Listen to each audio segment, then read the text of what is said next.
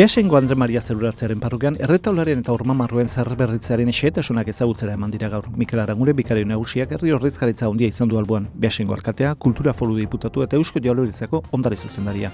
Mikelek eskerrak eman dizkie zaharberritze lan handi honetan lagundu duten erakunde eta pertsonai euren eskuzabaltasunarengatik. Elizbarrutiko seminarioan gure gotzaina den Fernando Prado Ayuso buruzela, Eukaristia hunkigarria ospatu zen. Urrezko eztaiak ospatu zituzten 6 epaizi eta zilarrezko eztaia bete dituen epaiz bati goratzarri egiteko. Ondoren, Gipuzkoako epaizek lagunarteko bazkari ospatu zuten. Zoriona Felixi, Jose Ramoni, Jose Luisi, Victoria Nori, Juan Joseri, Francisco Javierri eta Iboni. Gero eta gutxiago falta da. Ikasturte amaitzean aurten ere hiriko udalekuak ospatuko dira. Udalekuak ekainaren 22 eta 28 artean antolatuko dira eta 6 eta 12 urte bitarteko aurrek parte hartuko dute.